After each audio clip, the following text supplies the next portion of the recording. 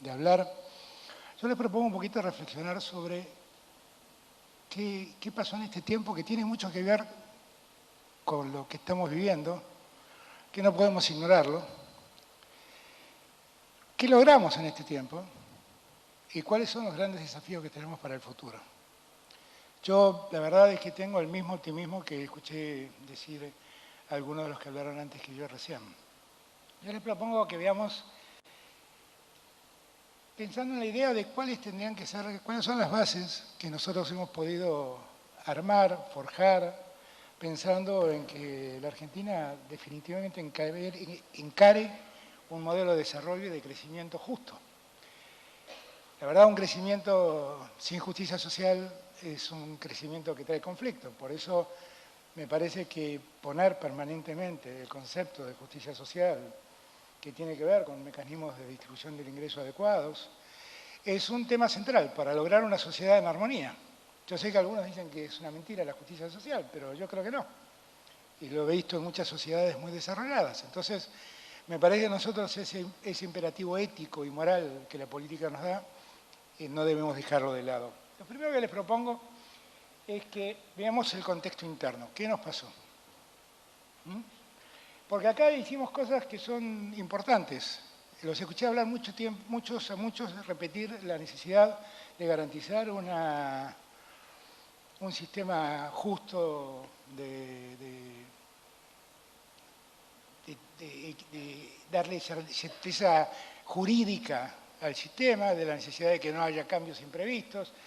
Eso tiene mucho que ver con la calidad institucional de un país, ¿no? Y la calidad institucional se manifiesta de muchos modos. Por ejemplo, lo que ustedes ven acá no lo quiero, como lo están leyendo, no quiero repetirlo, pero la verdad es que en los años que nosotros hemos vivido, nosotros podemos jactarnos de algunas cosas que son importantes. Por ejemplo, que en la Argentina la libertad de prensa y la libertad de opinión ha sido absoluta. Absoluta, no ha tenido ningún tipo de restricción, a diferencia de años anteriores. Nadie dejó de recibir pauta, ningún periodista fue llamado a silencio, ningún periodista fue segregado de su trabajo. Todo el mundo trabajó y dijo lo que quiso. También lo hizo la política, que dijo lo que quiso todo el tiempo, pero la verdad es que es parte de lo que debe ser la democracia. Nosotros, yo lo anuncié el 10 de diciembre del 2019, cuando asumí, que no íbamos a entregar publicidad a productoras de programas, precisamente para garantizar que no se genere un vínculo de dependencia entre el Estado y los periodistas. Y eso lo hemos cumplido a rajatabla. No nos ha ido muy bien, pareciera que mejor era el otro sistema. Pero la verdad es que es un sistema que tiene mucho que ver con la transparencia en la comunicación. Y la verdad es que nadie puede quejarse por la pauta, porque la verdad es que hemos distribuido la pauta para todos y todos han accedido a la pauta en los términos que el Estado Nacional puede distribuirlas. Destacando que además hemos gastado objetivamente muy poco dinero en pauta publicitaria. Si nosotros comparamos el gasto de la Ciudad de Buenos Aires con el gasto del Estado Nacional, se van a dar cuenta que ahí, solamente en ese caso, se van a dar cuenta que el Estado Nacional es muy poco lo que invierte como pauta pública. El segundo punto es la calidad institucional. Vuelvo a repetirle, no voy a volver a contar lo que ya hemos vivido, lo pueden leer ustedes, pero sí les puedo garantizar algunas cosas. En estos días que alguien, por ejemplo, anuncia que va a escuchar las conversaciones entre los procesados y los abogados, sus abogados defensores, ¿no? En estos días de campaña donde se escuchan decir estas cosas, yo quiero decirles que nosotros sacamos a todos los servicios de inteligencia de la justicia. No tenemos ningún operador ante la justicia. Hemos prohibido la inteligencia interna. Ustedes dirán, ¿qué quiere decir eso? Bueno, quiere decir que ningún celular de ustedes está interdictado técnicamente por el Estado Nacional. Nadie, a ninguno, ni a ustedes, a ningún periodista, a ningún opositor es espiado por el Estado Nacional. La inteligencia nacional tiene un programa que ha desarrollado durante 4 años que se concentra en la inteligencia exterior. Que además, en tiempos de tanta turbulencia global como el que estamos viviendo, bueno, definitivamente es muy importante que se haya hecho. Hemos reducido sustancialmente los fondos reservados. Que alguien los puso antes que yo y los puso en montos muy significativos. Y además sí hemos propuesto reformas judiciales que no hemos logrado sacar. Porque siempre se pensaron que las reformas judiciales que nosotros proponíamos tenían como propósito beneficiar a alguien. Y la verdad es que esa pelea mediática la perdíamos, porque estaban todos los diarios, todos los medios en contra. Y la verdad que, bueno, lo pudimos ver en Lago Escondido, cómo es la relación de los medios con los jueces. Y bueno, no lo pudimos hacer. Ahora, cada día me convenzo más que si una deuda tiene la democracia en 40 años, es hacer una reforma judicial que haga que la justicia funcione correctamente. La justicia funciona mal definitivamente. Y no hablo solo del fuero federal penal, que creo que funciona muy mal, excepciones hechas de algunos jueces que merecen todo mi respeto. Hablo también de cómo funciona la justicia civil, comercial, laboral. Eso se lo voy a explicar a ustedes. Lo saben mejor que yo. Todo eso creo que tiene que ver con una tarea hacia adelante. Y que la verdad todos los intentos que hicimos por mejorar la calidad de la justicia, fracasamos. Básicamente porque la justicia argentina está colonizada, simplemente por eso. Está colonizada. Y entonces es muy difícil proponer un cambio. El problema de la colonización de la justicia es que hoy lo podemos padecer nosotros, pero mañana lo pueden padecer cualquiera de ustedes. Es como aquel poema de Bertolt Brecht, que yo no me preocupé porque total, yo no era negro cuando fueron por los negros, y no me preocupé porque yo no era judío, pero ahora vienen por mí. Ese es el problema de la justicia colonizada. Y la justicia realmente debe ser atendido por cualquiera candidato que se convierta en presidente el 10 de diciembre del año entrante como objeto central de revisión de funcionamiento. Es el único de los 3 poderes del Estado que no ha tenido ninguna revisión.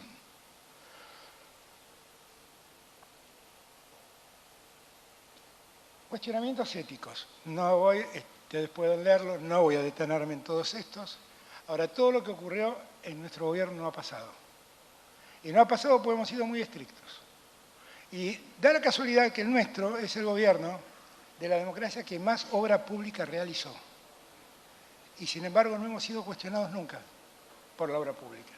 Y en todas las licitaciones de obra pública que hemos realizado, en todas, las hicimos con la asistencia del Banco Mundial, con un programa que organizó Gabriel Catopodis, que nunca ha sido cuestionado y no dio lugar a ningún tipo de cuestionamiento en las formas de contratación. Y eso tiene que ver con que, la verdad, yo le puse particular atención al tema de la ética en el gobierno. Definitivamente, porque veníamos de tiempos difíciles donde ese problema había aparecido, ¿no? Y creo que nosotros hemos subido la vara de modo tal que el que viene va a tener que respetar esa nueva vara. Y eso me parece que tiene mucho sentido que haya ocurrido. En el contexto interno, este es lo que nos pasó. Ese es el PBI del 2015, ese es el PBI del 2019, ese es el PBI del 2022. La caída que sufrimos nosotros en el 2019, producto de años de recesión, producto de la deuda tomada, fue brutal. Y el daño que generó fue incalculable. Alguien hablaba de la importancia de las pymes hace un ratito, y claro que tienen enorme importancia. El 75-80% del trabajo argentino es contratado por pymes. Tiene una enorme importancia las pymes argentinas. Las 23.000 pymes se cerraron en esos 4 años. 23.000, Y eso es producto de la recesión que se vivió y de la lógica del endeudamiento, que definitivamente fue atroz. Ahí tienen ustedes cómo el endeudamiento, las barras rojas van marcando los porcentajes del PBI. Si ustedes miran, nosotros hoy, en relación al PBI, nuestra deuda es menos representativa que la del año 2019. Ven una barra más larga en el año 2020, ese fue el año de la pandemia donde el PBI cayó 10 puntos. De un PBI que ya había caído. Y si miran los círculos de arriba, lo que está verde obviamente es la deuda tomada en dólares y lo que está en azul es la deuda tomada en pesos. Que esta es una eterna discusión que teníamos cuando el gobierno anterior tomaba deuda para financiar al déficit público. Si lo que tenés que hacer es cubrir pesos, ¿para qué tomás dólares? Bueno, nosotros somos, fíjense ustedes cómo cae el porcentaje de la deuda en dólares, que esa deuda es básicamente la que tomaron otros. Nosotros no tomamos casi deuda, y el resto es deuda en pesos, que nosotros a través de bonos también incentivamos. La pandemia. Había una cosa que me llama poderosamente la atención, que es que acá en la campaña nadie habla de la pandemia. La pandemia fue un hecho catastrófico que vivió el mundo. Catastrófico. Alrededor de 15 millones de personas murieron en la pandemia, según dice la Organización Mundial de la Salud. Catastrófico. La catástrofe llevó a que el PBI global caiga a 4 puntos, 4,4, que en la América Latina caiga a 7,7 y que nosotros, que obviamente veníamos de una enorme deuda, no teníamos ningún tipo de financiamiento, caímos 9,9. Ahora, acá abajo tienen los números de cómo, que son datos que todos recordamos y nos duelen, las 130.000 personas que fallecieron en la pandemia, pero en Argentina se contagiaron más de 10 millones de personas. Son datos de la Organización Mundial de la Salud. Quiere decir que hay 9.870.000 personas que la salud pública salvó. Y marco este dato porque también el tema de la salud pública es un tema en debate en estas elecciones. Y hay un dato que me parece relevante, que es ese cuadrito verde que ven ahí abajo. Ese cuadrito lo que marca es la inmunidad que tiene la Argentina. Según la Organización Mundial de la Salud, más del 76% de la gente ha recibido todas las dosis necesarias para contener a la pandemia. El cuadro que ven al lado es un cuadro que hizo Resnick, un infectólogo muy reconocido, que lo publicó en Twitter, y que es muy interesante para que tengamos noción de la dimensión que significó para nosotros la pandemia. El cuadrado amarillo, él pone 150.000, ¿no? Ese número no coincide con lo que nosotros tenemos como número, pero se aproxima. Son los muertos por la pandemia. Y todos los cuadraditos que ven alrededor son las grandes catástrofes que generaron mortandad en Argentina. Todas, ¿eh? Ahí está la guerra del Paraguay, la guerra de la Triple Alianza, están los desaparecidos en la dictadura. Fíjense ustedes que de las gran cantidad de las grandes episodios que generaron mortandad en la Argentina, la pandemia se llevó la mitad. La verdad es que este dato también hay que tenerlo presente, porque cuando uno recorre el mundo, una de las discusiones que están más presentes es que el riesgo de otra pandemia, de otro virus, está latente y nadie sabe muy bien cuándo va a aparecer y cómo vamos a prevenirlo. Y por eso toda la discusión que se da en el mundo sobre cómo enfrentar desde la elaboración de vacunas hasta el desarrollo científico en materia medicinal, porque en verdad para el mundo fue un espectáculo absolutamente inesperado el que nos brindó la pandemia y que hizo un enorme daño en todas las sociedades. Además del daño en la salud, hay un daño que la Organización Mundial de la Salud repite permanentemente, y nosotros por eso hicimos un Plan Nacional de Salud Mental, es el daño psicológico que ha generado la pandemia y que ha determinado que muchas sociedades empiezan a ejercer conductas que antes no tenían. La guerra. el otro problema que tuvimos que enfrentar. La verdad es que cuando hablé con Putin la anteúltima vez, le dije, la verdad es que no parece razonable que después de una pandemia alguien avance y genere una guerra. 15 millones de muertos y desatar una guerra para que más muertes ocurran, no parece razonable, ¿no? Pero no parece que la racionalidad impera allí. No sé, porque los datos sobre muertes en la guerra de Ucrania son imprecisos, pero la verdad es que es un dato revelador de la poca sensibilidad que a veces el mundo tiene. Después de la tragedia vivida, se desata una guerra, que además tiene consecuencias económicas. Las consecuencias económicas las tienen acá. Arriba, las dos barras que ustedes ven, la anaranjada y la que es medio verde, eso es el maíz, el crecimiento del precio del maíz y el precio del trigo, que es precisamente lo que más producen Rusia y Ucrania. Y que cuando salieron de los mercados generaron un enorme problema, que es un problema al que se agrega un problema que planteé en el último G20, que es la intervención de los fondos financieros en la intermediación de commodities vinculados a la alimentación.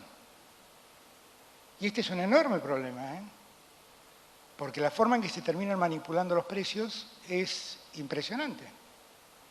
Grandes pools de inversión compran granos y los reservan hasta hacer subir el precio y venderlos en el momento que corresponda. El mundo, la verdad, no le faltó el trigo. Lo que no hubo es acceso al trigo de algunos sectores por los precios que se les imponían. La guerra nos generó ese aumento de precios que ustedes ven abajo en la energía. Son las diferentes formas de energía, ¿no? Las primeras barras son el gas de Bolivia, el GNL, el fuelol, el gasol. Lo único que logramos tener un mejor precio fue la energía eléctrica, porque Brasil, por sus hidroeléctricas, las tenía con una oferta sobreabundante, entonces pudimos comprar energía eléctrica a Brasil y eso nos permitió contener los valores. Pero fíjense cómo crecen las barras grises. Ese es el aumento de la energía durante la guerra, que nos genera este déficit. Todas esas barras celestes que ven para abajo es lo que nos costó el cambio de energía. Esto significa que en total perdimos 4.940 millones de dólares en el año 2022, precisamente por ese mayor precio de la energía. Y acá les aclaro que está descontado lo que ganamos, porque en esa suba de precios del trigo y del maíz algo ganamos. Pero con eso que ganamos, aún así, este sigue siendo el deterioro de la economía argentina, como producto de la guerra. Hay en el mundo, además, cuestiones que no vi que acá se tratan, pero que me parece que son cuestiones centrales. Hay realmente un cambio geopolítico en el mundo. No se trata que alguien pueda creer que lo que estamos viviendo es el fin de la globalización. No, no ocurre eso. La globalización ha venido, se ha instalado, no se va a ir. Ahora, lo que sí ocurre es eso que llama Mariana Mazzucato la deslocalización de empresas. O sea, lo que está ocurriendo es que muchas empresas que en su momento aprovecharon la mano de obra barata en China, ahora las están sacando de China y volviéndolas a poner en sus países de origen. Y están generando una nueva globalización de donde lo más importante no es el país, no es la nación, son las regiones. Y entonces florece la Unión Africana, por ejemplo, y florece la Unión Europea, que tiene enormes dificultades para mantenerse. Enormes dificultades. Porque la fragilidad de la Unión Europea empezó con el Brexit y tiene ahora un momento crítico que es la guerra Rusia y Ucrania. Y que la tiene ahí parada como socio de la OTAN, soportando en su territorio un disloque de magnitud. La verdadera razón por la que Europa aceptó que la Unión Africana sea parte del G20 es que necesita del gas, del petróleo que antes le daba Rusia y que ahora se lo tiene que dar África. Expolió a África durante siglos Europa. Ahora están preocupadísimos por África. Pero la única razón es que no tienen quien les venda el gas. No tienen quien les venda el petróleo. Yo celebro, creo que la Unión Africana tiene que estar en el G20, definitivamente. África es el continente más retrasado de todos. El 70% de África no tiene electricidad. El 70% de África no tiene electricidad. Esto es para que tomemos dimensión de la desigualdad que hay en el mundo.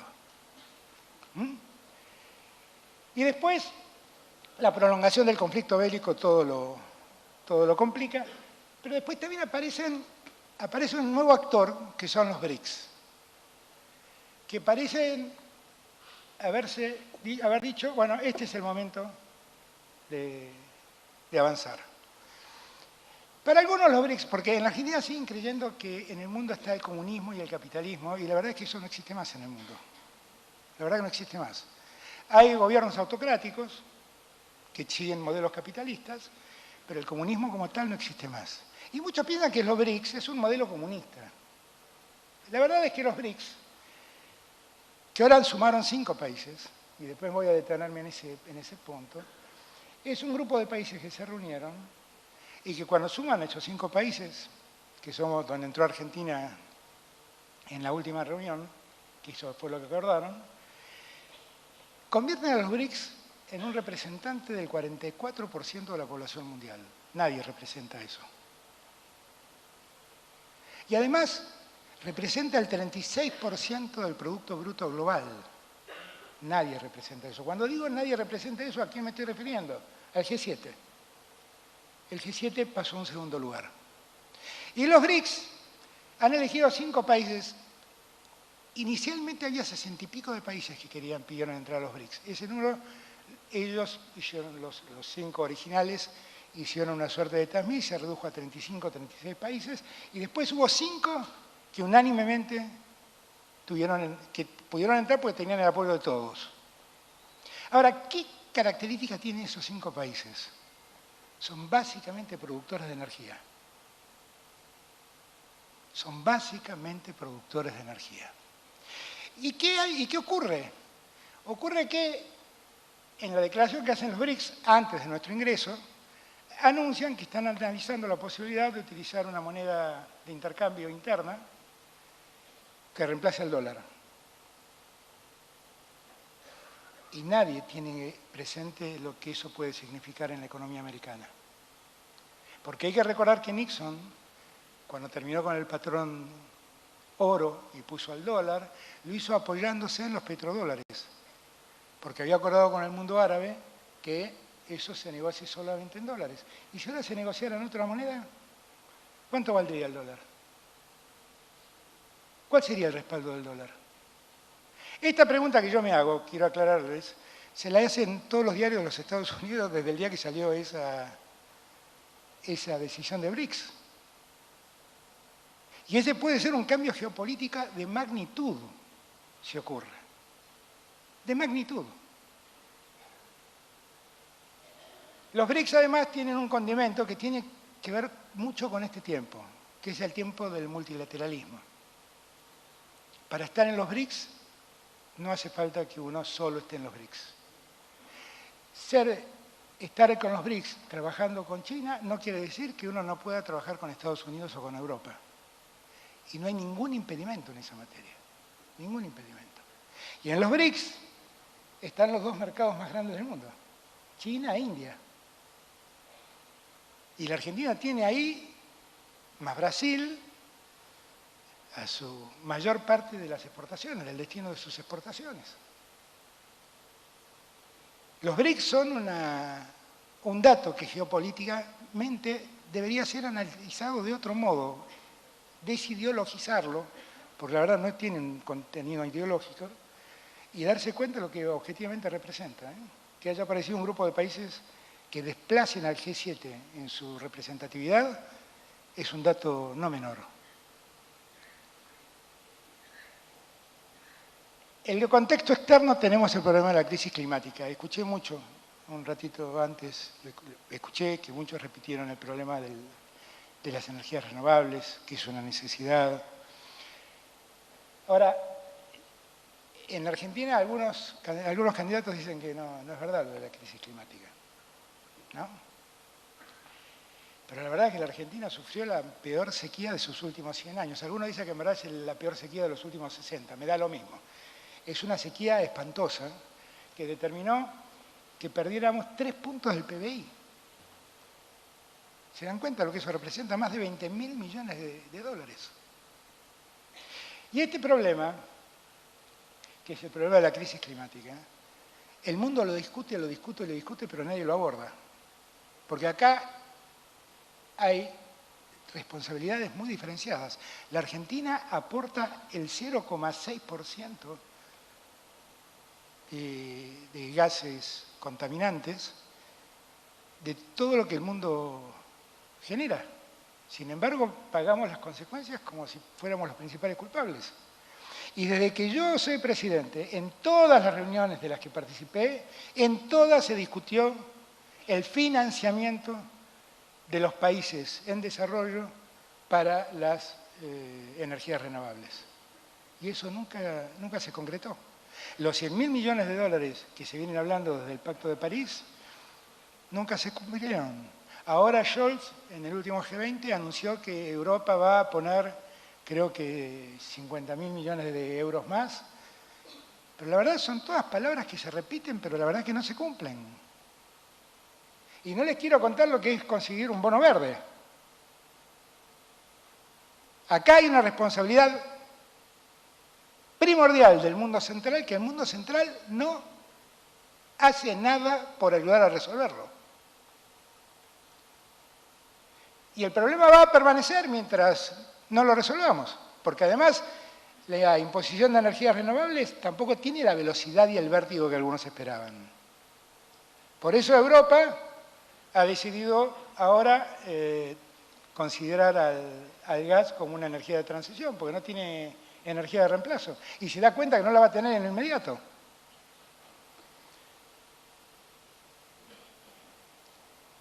¿Qué pudimos lograr en estos años? Este es el resultado de la actividad industrial. El primer semestre del 2023, en este contexto del que les estoy diciendo, es el de mayor actividad en 7 años. El mayor nivel de actividad en 7 años. Estos son datos estadísticos, no son datos que yo invento. Pueden entrar en la página del INDEC y verlo. Respecto al primer semestre del 2019, en el primer semestre del 2023, la actividad industrial fue casi 13 puntos más alta. Esto quiere decir que a pesar de todos los problemas que tuvimos y todos los problemas que pasamos, la verdad es que todavía estamos trabajando y que todavía estamos con muchas dificultades, seguimos creciendo. La cuenta finalmente nos termina dando negativa por la caída tremenda del agro. Pero la actividad industrial da estos datos. Si nos detenemos en el desempleo, este es el resultado. En verdad, ahí está el segundo trimestre del 2023. Yo creo que hoy ese número 6,2 es menor. Creo que debemos estar por debajo del 6. Porque el otro dato que hay que tener en cuenta es que llevamos 36 meses consecutivos de crecimiento del empleo registrado. Y que en el ANSES hemos registrado más de 1 millón de puestos de trabajo. Yo calculo que ese número se quedó corto, son más o menos 1.200.000. Pero más de 1 millón de puestos de trabajo registrados. Es real, definitivamente, que el empleo se genera y los sueldos no acompañan como corresponde esa generación de empleo. Y este fenómeno no ocurre en Argentina. Lo vivió Obama, por ejemplo, después de la crisis del 2008, donde creaba empleos que antes de la crisis se pagaban de un modo y después de la crisis se pagaban de otro. Las crisis se pagan, ¿eh? Y también los sectores laborales lo pagan y pagan altos costos por eso. Pero la verdad es que hemos conseguido este dato que, les aclaro, es la secuencia más prolongada de crecimiento del empleo en décadas. En décadas. Acá tenemos algunos datos concretos, no me voy a detener demasiado. La construcción, cuando yo llegué, tenía 222.000 trabajadores. Hoy tiene 467.000. Si uno a eso le sumara a los técnicos a los ingenieros y demás, el número crece a 530.000. El turismo y gastronomía, que hablaron mucho también como un tema de oportunidad para la Argentina, y es cierto, lleva 24 meses consecutivos de creación de empleo. Y fue el sector que más sostuvimos en la pandemia con el ATP, que recibieron muchas empresas y que nosotros lo hicimos precisamente para que no haya una caída del trabajo. La minería, que es la nueva estrella de la economía argentina, ha generado 39.000 puestos de trabajo. Hay provincias como Catamarca donde prácticamente el desempleo ha desaparecido. Y la industria automotriz, ese es el aumento de la producción de agosto y esa es la cantidad de personas que tiene asalariadas en este momento. Doy estos datos para salir un poco también de esa sensación de que estamos definitivamente muy mal porque algunos especulan con el dólar y nos complican. Y está claro, nos faltan dólares, eso está clarísimo. Lo saben todos. Pero también estos resultados es producto de lo que ustedes hacen en sus empresas, ¿eh?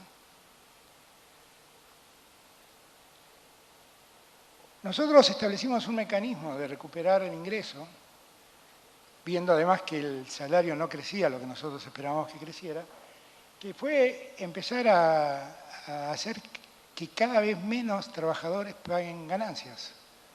Y fíjense ustedes, en millones de personas, hoy en día menos de 1 millón de personas asalariadas están pagando ganancias. Y en algún momento llegaron a ser 2.300.000. Y cuando llegué yo, 2.130.000 eran las personas que vivían de un salario y pagaban ganancias. Y nosotros además creemos definitivamente que esto es lo correcto, porque la verdad es que vive de un sueldo, el salario no es renta. El salario es la retribución por el trabajo brindado. Y este impuesto a las ganancias originalmente se llamaba impuesto a la renta. Y la verdad no tiene ningún sentido que el asalariado pague este impuesto. El otro día escuchaba a un candidato decirse, bueno, pero tenemos que construir una Argentina federal. Yo, miren, créanmelo, estoy absolutamente de acuerdo. La Argentina está muy concentrada en el área metropolitana de Buenos Aires y le presta muy poca atención al interior del país. El interior del país ahora está empezando a expresar manifestaciones de riqueza y de oportunidades enormes. El norte argentino, con el litio, tiene una oportunidad enorme. Con el cobre tiene una oportunidad enorme que antes no tenía. Ahora, cuando ustedes miran, por ejemplo, las primeras dos barras, marcan la inversión de la obra pública en relación al PBI. Quiero decirles que nosotros llevamos ejecutadas, comenzado con comienzo de ejecución, 7.000 obras en la Argentina, de las cuales 3.800 empezamos y terminamos. Y que ese número no está registrado por ningún otro gobierno, ¿eh? Tenemos muchos problemas porque la inflación distorsiona mucho los precios, pero hemos trabajado para de encontrar un mecanismo de solución y que haya alguna regla de readecuación de los contratos para que precisamente no se paralicen las obras.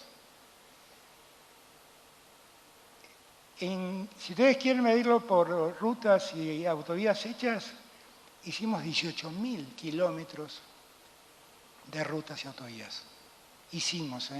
Terminamos.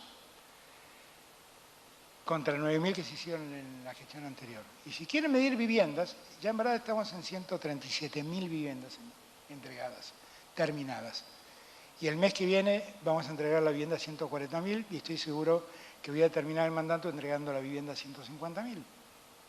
150.000 viviendas contra 14.000 que se hicieron con el crédito UBA. Yo todo esto lo marco porque esto también lo hacen ustedes, porque todo esto se hace. Hay un candidato que dice, bueno, pero alguien paga todo esto. Claro, efectivamente, los que pagan impuestos y la plata va al Estado. Estos también son mecanismos de redistribución del ingreso.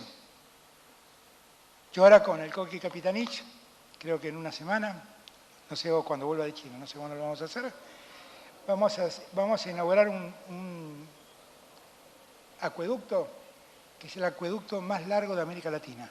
Lleva agua a 500.000 personas, que estuvo presupuestado durante los 5 años anteriores a mi llegada al gobierno, pero que nunca nadie puso un centavo para hacerlo, y nadie hizo nada por hacerlo. Y lo mismo estamos haciendo en La Pampa, llevando agua potable a General Pico. Obras que ya empezaron. Un acueducto que viene reclamando desde hace años La Pampa y que nunca se hicieron.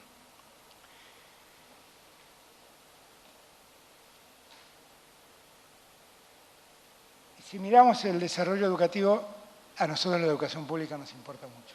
Y acá pueden ver la comparación, no quiero extenderme. Solo quiero decirles es que yo inauguré sedes universitarias en Tierra del Fuego, en San Luis, en Córdoba, en Misiones, en provincia de Buenos Aires. Definitivamente creo que el problema es que faltan universidades, no que son muchas, faltan. Y siempre cuento lo mismo. Yo me eduqué, doy clases en la Universidad de Buenos Aires. Cuando cumplimos con la Universidad de Buenos Aires en el año 2020, cumplió 200 años, me dieron la oportunidad de ser el orador de cierre del acto. Y me regalaron la resolución que crea la Universidad de Buenos Aires. Y es muy interesante leerlo, porque en la ordenanza, el argumento central es que dice que los vecinos de la ciudad de Buenos Aires no pueden seguir pagándole a sus hijos sus estudios en Córdoba, Chuquisaca o Europa, y que por lo tanto necesitan una universidad cercana para que sus hijos puedan estudiar. La verdad es que si uno leyera la argumentación de por qué se creó la Universidad de Buenos Aires, debería dejar que crezcan todas las universidades que hagan falta. Porque está a la vista que cuando una universidad se pone en marcha, miles de alumnos colman las aulas. Porque no hay que llevar al alumno a la universidad, hay que llevar a la universidad al alumno. Y hay que hacerle más fácil la tarea al estudiante. Entonces, por eso a nosotros la educación pública nos preocupa. Digo esto y también digo que hay que mejorar la calidad de la educación pública. Las dos cosas son ciertas. Las dos cosas son ciertas. Pero también llegamos en un momento nosotros donde la degradación y el ingreso de los docentes era notable. Y nosotros la fuimos recomponiendo. Y eso no se arregla diciendo que uno no va a hablar con el sindicalista que eventualmente conduzca el sindicato de los docentes. Eso se arregla definitivamente prestando la atención y exigiéndole a los docentes también que se capaciten para mejorar su pedagogía. Ambas cosas. No estoy poniendo acá lo que hicimos en ciencia y tecnología, porque ahí la inversión que nosotros pusimos fue altísima. Y ahí, para los que hablan de la necesidad de hacer federalismo, cuando yo llegué al gobierno, el 80% de la inversión en ciencia y tecnología estaba contenida en el área metropolitana de Buenos Aires. Y el 20% iba para el resto del país. Hoy es exactamente al revés. El 20% va al área metropolitana y el 80% va al resto del país. Y la verdad es que uno se encuentra con un desarrollo científico impresionante en el interior del país, porque la verdad también hay que darle, es un problema de dar la oportunidad, simplemente.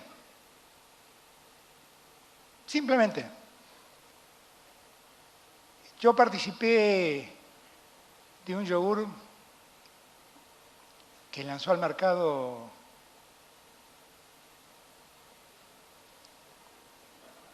Danone. Es que de ahí cambiaron tantas veces las marcas que ya me pierdo. Danone. Y en verdad es un yogur que tiene un componente biológico, un probiótico, gracias. Saben que soy abogado y todas esas cosas me resultan difíciles de recordar. ¿Cómo te va? No te había visto. Marcelo, ¿qué tal? ¿Qué tal? ¿Cómo estás? Un probiótico. Ese probiótico, ¿dónde se investigó? ¿Dónde se desarrolló? En Tucumán. En Tucumán. De lo que se trataba de darle la oportunidad al interior para que haga ese desarrollo al interior. Eso lo hemos hecho. Y cuando me paro en ciencia y tecnología, podría también contarle otras cosas, como hemos vuelto a poner en valor el sistema satelital argentino. En plena pandemia lanzamos un satélite. Estamos construyendo ahora nuestro cohete lanzador para no depender de alquilar cohetes lanzadores en otros lugares. Nosotros también hemos desarrollado la vacuna contra el COVID y yo calculo que en noviembre va a estar aprobada por el ANMAT. Y la verdad es que eso no es un dato menor. Pues yo padecí lo que fue buscar vacunas. Y tenemos en la Argentina ha sido calificada por la Organización Mundial de la Salud para desarrollar vacunas con este sistema del ARN mensajero. Y tenemos 2 laboratorios, uno está acá, que todavía no se inauguró, que ha creado toda la tecnología para poder desarrollar vacunas con el ARN mensajero. A una de las empresas ya la Organización Mundial de la Salud la seleccionó y lo que le estamos pidiendo a la Organización Mundial de la Salud ahora es que también incluya a la otra empresa, que lo hizo todo con inversión propia. Esto a nosotros nos representa un salto de calidad en materia farmacológica impresionante. Impresionante. Y esto ocurre en este momento de crisis. Todo ocurre en este momento de crisis. Si algo dije que me equivoqué, decímelo Marcelo, que está sentado ahí adelante, pero creo que es exactamente lo que ha ocurrido, ¿no? También la paradoja que en el medio de la deuda, la pandemia, la guerra, la sequía, este gobierno se caracteriza por ser el que más baja conflictividad tuvo. Y acá tienen una explicación. Miren ustedes la inversión en relación al PBI en promoción y desarrollo social. Triplica el promedio de todos los años anteriores.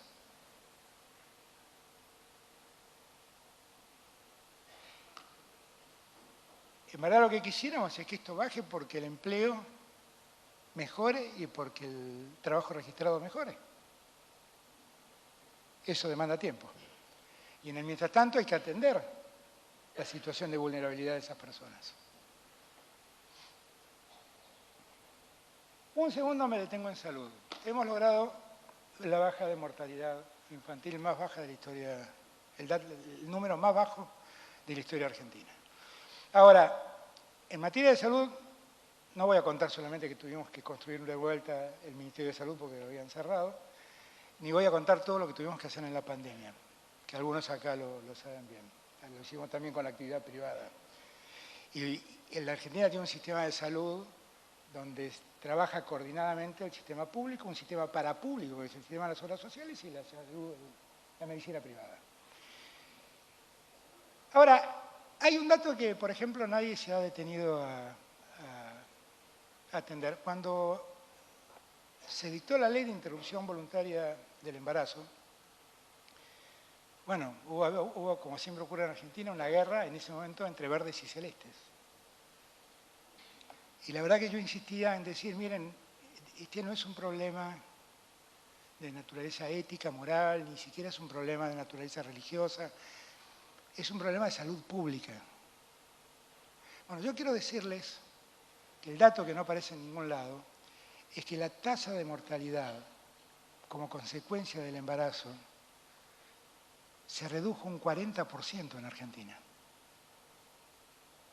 Y la única explicación es la ley de los 1000 días, la ley de la interrupción voluntaria del embarazo. Y que el embarazo adolescente se redujo en una proporción parecida. Y la razón es exactamente la misma.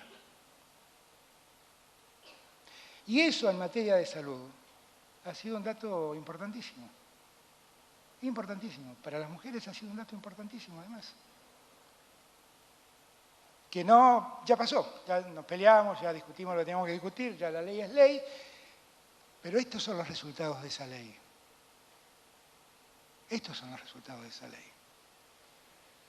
Ahora parémonos en ver un poco cómo la nueva lógica global. Miren, el mundo ya definitivamente eligió el multilateralismo, el mundo definitivamente cree que no existen más las hegemonías de nadie y no cree en la bipolaridad. Es cierto que hay una bipolaridad que se tensa en materia comercial entre China y Estados Unidos. Eso se ve, eso es evidente.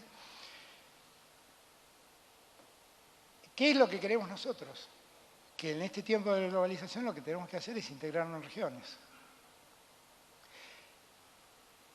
Hacer más fuerte el Mercosur. Más efectivo, habrá que corregir sus instituciones, pero hay que mantenerlo, sostenerlo e impulsarlo. Y con Lula estuvimos hablando de ver si podemos, antes de que termine el año, firmar el acuerdo con la Unión Europea.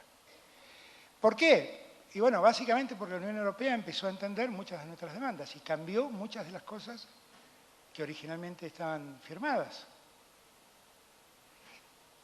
Y en verdad, lo que más complicó el acuerdo con la Unión Europea es que la Unión Europea, después de haber firmado el pacto con el Mercosur, creó un pacto verde que pone condiciones de producción agrícola y ganadera que ningún país de la región puede cumplir. Con lo cual, no solamente queda fuera toda esa producción, sino que además seguimos peleando con las protecciones que, por ejemplo, Francia, Irlanda, Polonia hacen respecto de la producción agrícola propia. Ahora, creo que nos acercamos, sí, a poder tener un acuerdo con la Unión Europea. Y eso puede ser importante, porque como alguna vez me lo planteó Merkel, que creo que lo tenía muy claro, la verdad es que el acuerdo puede ser un eje que de algún modo no permita que esa bipolaridad comercial se concrete. Y que ese eje puede favorecer aún más la multilateralidad. Yo la verdad es que fui muy crítico del acuerdo que se firmó, pero no de la intención de lograr un acuerdo con la Unión Europea. Y creo que estamos mucho más cerca. Y además, Lula participa más de las lógicas nuestras, y entonces estamos mucho más cerca de poder encontrar ese acuerdo. Y después la alternativa que nos ofrece el BRICS, que es una alternativa fenomenal, fenomenal, y que lo único que tenemos que pensar es ver cómo nos integramos a esos países. Es una oportunidad comercial increíble la que tenemos. Y que sería una soncera desperdiciarla. Yo escucho a algunos que dicen, no, si yo gano las elecciones me voy de los BRICS. Bueno, es como si mañana dijera Japón me voy del G7. Es una locura tomar una decisión de ese tipo. El otro desafío que tenemos como país es garantizar la soberanía energética, que en gran medida la estamos garantizando con el gasoducto que construimos en tiempo récord, empresas privadas, argentinas. Y la verdad es un gasoducto que nos permite llegar a los lugares de producción de todo Buenos Aires y que tenemos el propósito de hacerlo llevar al límite con Brasil para proveerle gas a Brasil. Y en eso está Sergio trabajando en la licitación pertinente. Ahora, nosotros ya estamos muy cerca de la soberanía energética. Esas pérdidas que tuvimos por la importación de energía ya no la vamos a tener en los próximos años, porque no vamos a tener que importar gas, que es lo que más importamos en todos estos años. Con lo cual, estamos muy cerca, teniendo en cuenta que el gas es considerado en el mundo, y como estamos en un mundo global, hay que respetar las normas globales, teniendo en cuenta que el gas es una energía que poco a poco también va a ir siendo dejada de lado. Eso sin duda va a pasar, pero tenemos décadas para aprovechar el gas que tenemos, décadas, y para venderlo. Ya le estamos vendiendo a Chile petróleo y gas, y hemos recompuesto un contrato en firme para darle gas a Chile, después que en otro tiempo, yo era parte de ese tiempo, le cortamos de repente el gas a Chile y le cortamos el gas. Levantar eso es muy difícil, hemos logrado levantarlo. Y hoy en día estamos exportando petróleo y gas a Chile. ¿Qué es lo que yo veo? Bueno, hay un mundo que demanda todas estas cosas. Y todas estas cosas las tiene la Argentina. Todas las tiene la Argentina. Los escuché a ustedes hablar de esto antes que yo, con lo cual ni siquiera quiero repetirme, porque escuché que lo hablaban. Yo quiero decirles que la economía del conocimiento hoy es la tercera causa de exportación de la Argentina. Y que la Argentina está sindicalizada, está vista por el mundo como un país con muy buenos valores para el desarrollo de la economía del conocimiento. Y ha crecido de un modo exponencial realmente, y hemos podido acordar normas con el sector para garantizar que el desarrollo del sector siga creciendo y siga manifestándose. Y ahí tenemos que apostar, porque el futuro del mundo no está en el que tiene litio, petróleo, gas, es básicamente el que tiene el conocimiento, desarrollo de la ciencia y la tecnología, de poder extraer esos minerales o esos recursos. Esos son los que son verdaderamente dueños de la riqueza. Por lo tanto, creo que tenemos en todas estas enormes oportunidades.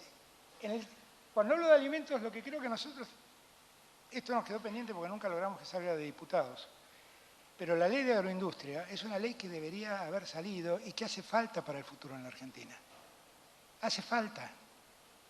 La Argentina lo que exporta básicamente es alimento para que otros los procesen y los conviertan en alimentos para seres humanos. Pero lo que exporta son alimentos que consumen animales y no seres humanos. Y nosotros lo que tenemos es que agregarle valor a esa producción primaria y vender alimentos para seres humanos. Y para eso la ley de agroindustria es central.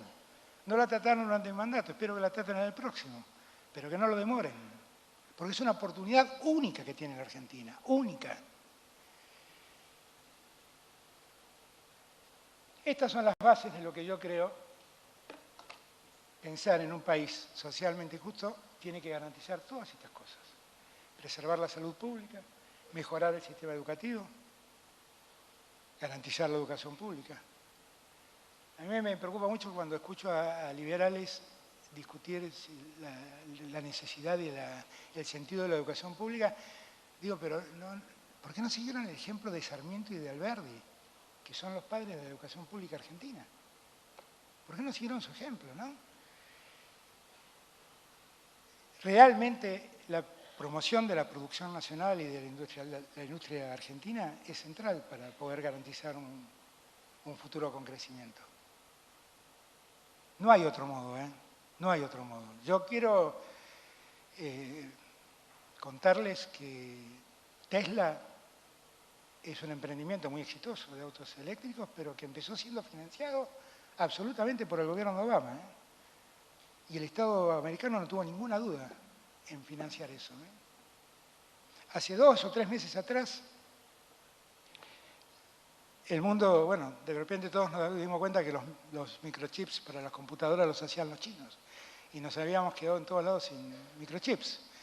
Y el gobierno de los Estados Unidos destinó hace 2 meses atrás 45.000 millones de dólares. Me acuerdo la cifra porque es exactamente lo que le debemos al fondo. 45.000 millones de dólares para que se desarrollen microchips en los Estados Unidos. ¿Y quién financia eso? El Estado americano. Entonces, un Estado presente para el desarrollo industrial es necesario. Y nadie debe avergonzarse por eso. Nadie. Nadie. Porque es el impulso que necesitan muchas veces los emprendedores. Si mejoramos la producción nacional, el trabajo va a encontrar una solución. Y el trabajo registrado va a encontrar una solución. Tenemos que prestarle atención al tema salarial. Yo me valgo de ejemplos, porque ustedes por ahí, yo me temo que muchos de ustedes me escuchan y deben pensar que este es un tema ideológico. El otro día lo vi a Biden, presidente de los Estados Unidos, agarrar un altavoz frente a un piquete de trabajadores de la industria automotriz, diciéndoles que tenían razón y que la industria automotriz debía que mejorar los sueldos de esos trabajadores, porque el Estado americano los había subsidiado en la crisis del 2008. ¿Qué pasaría en Argentina si yo hiciera eso? No quiero pensar cómo sería la tapa de los diarios. Eso lo hizo Biden hace una semana y media. No hace una semana y media. Hay que forjar un nuevo sistema de seguridad interior, claramente. La Argentina está viviendo un fenómeno, que es el fenómeno del crimen organizado, y la verdad es que todos cargan las tintas sobre el Estado Nacional, pero la verdad el tema central es que la seguridad es un tema de las provincias.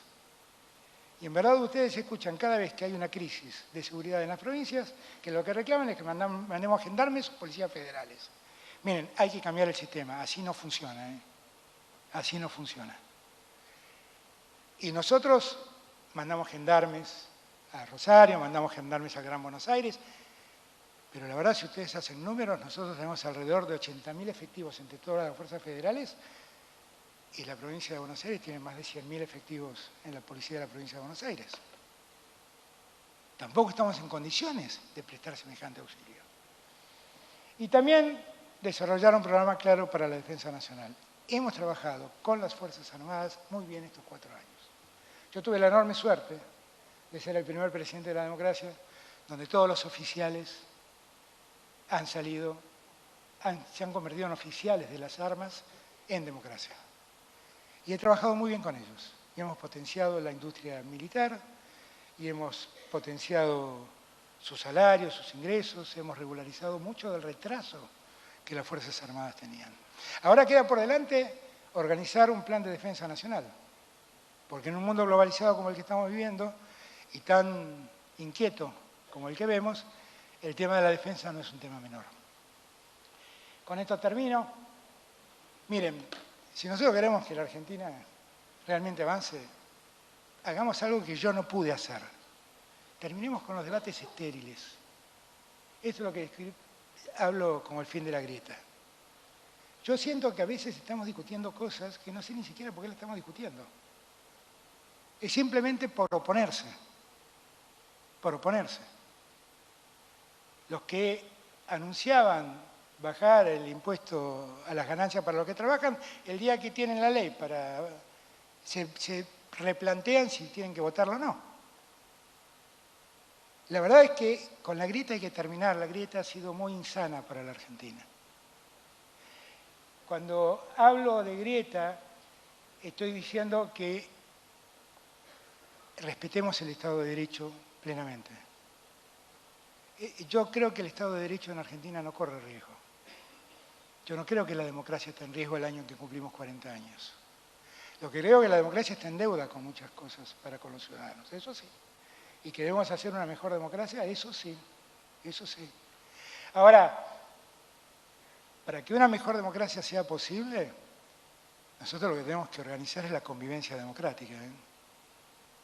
La convivencia democrática es lo que nosotros hemos perdido, que es no respetar lo que el otro dice, por más que diga algo totalmente distinto a lo mío. Es descalificarlo, insultarlo, maltratarlo.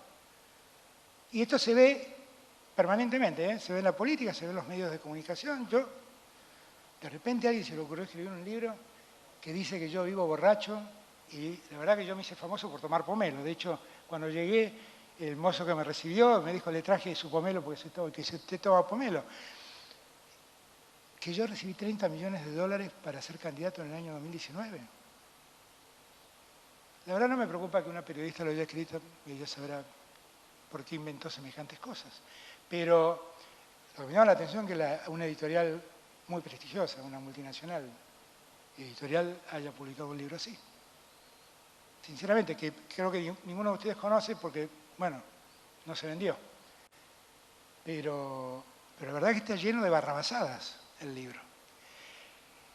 Y eso habla de la convivencia democrática. Porque si nosotros no nos respetamos en la diferencia, estamos en un problema enorme, que lo único que hace es profundizar la grieta. Y cuando la grieta se profundiza, lo que ocurre es que nos caemos en la grieta. Y cuando nos caemos en la grieta, todo es oscuridad. Así que yo espero que en el futuro, ya hablé de la necesidad de hacer un mejor federalismo. Yo me voy con la tranquilidad de haber sido el presidente que más invirtió en el interior del país. Tal vez no todo lo que merezcan mis compatriotas del interior del país, pero la verdad es que hicimos mucho, mucho por el interior del país, mucho. Y la verdad es que cuando uno habla con los gobernadores lo terminan reconociendo siempre. Por eso creo que el tiempo que se viene es el tiempo de unidad nacional y que todas esas oportunidades de las que hablamos, la minería, la energía, los alimentos, todo va a ser mucho más fuerte si logramos ponernos de acuerdo en cosas básicas. Parece mentira, pero lo que estoy pidiendo es a ver si podemos lograr la unidad nacional. Eso es lo que estoy pidiendo. Parece increíble, pero después de 40 años de democracia terminamos reclamando esto. Y todavía nos damos cuenta que es una carencia. Bueno, es hora de que lo hagamos. Yo tengo la impresión, como dijiste vos, que hay que mirar con mucho optimismo el futuro, porque las oportunidades son muchas, y esta vez el viento juega a favor de la Argentina. Tenemos que resolver problemas, tenemos que resolver el problema de la deuda con el fondo, tenemos que soportar los problemas que estamos viviendo, las turbulencias que estamos viviendo por la carencia de dólares, pero la verdad es que las oportunidades son muchísimas y no debemos desaprovecharlas. Y lo que tenemos que estar discutiendo de aquí en adelante es saber cómo nos unimos a trabajar para aprovechar esas oportunidades. Si lo hacemos, vamos a ser un gran país. Muchas gracias por el tiempo que me han dado.